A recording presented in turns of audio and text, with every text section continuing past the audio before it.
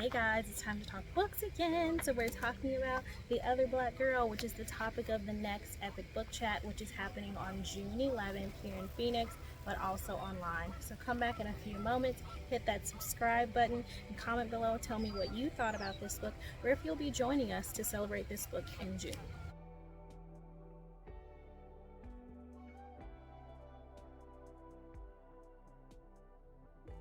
We're back. So, as I mentioned before, this is one of my favorite books. It's by Zakiya Dalila Harris. I really like it because it actually surprised me. It is not what I thought this book was going to be about at all. And it's rare these days for a book to surprise me. So it's actually about some people who work together and they're actually being brainwashed. Not to spoil it, because you're never going to figure out how they're brainwashed unless you read the book. And they're working together in a predominantly white environment. They are book editors.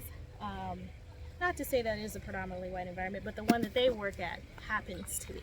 So you have to go through, read this book, and see what happens with Nella, our main character, as she goes through all of her adventures, trying to make sure that she stays afloat in this establishment and does everything that's supposed to be correct. It really had me thinking, because it helps you, like, this book kind of, I guess, spoke to me about defining what success actually is and what it means to conform to other people's ideals. So I'm going to read the inside cover. Someone had this to say: provocative, urgent, and sharp as a knife. The Other Black Girl is an electric debut about the tension that unfurls when two young black women meet against a starkly white backdrop of a New York City book publishing company. So, yes, these are two girls, but does that really happen? When you think about it, is that how it is at your workplace when you and another black woman get together? Is there always tension? For me, it usually isn't. We usually have a great time. We can discuss all kinds of things that black women love, but in this, that's how it started out, and then it quickly turned differently because something else was at play. 26-year-old editorial assistant Nella Rogers is pretty tired of being the only black girl at Wagner Books, so of course she's excited when Hazel Mae McCall starts working in the cubicle beside hers. Born and raised in Harlem, Hazel exudes a confidence and charm that Nella has never quite possessed. But they've only just started swapping emails and natural hair care regimens when a string of unsettling events causes Nella to become public enemy number one and Hazel, the office darling. And then the notes start to appear on Nella's desk, and the notes say, "Leave Wagner now." So she starts getting threatened. She's not completely sure who's doing it. And I will let you know, it is Hazel, but it's not in the way that you think it is. Other things are at play, and it's creepy as heck. It's really creepy, the other things that are going on in this book, and it makes you wonder what things are at play when we're at work, when we're living day to day.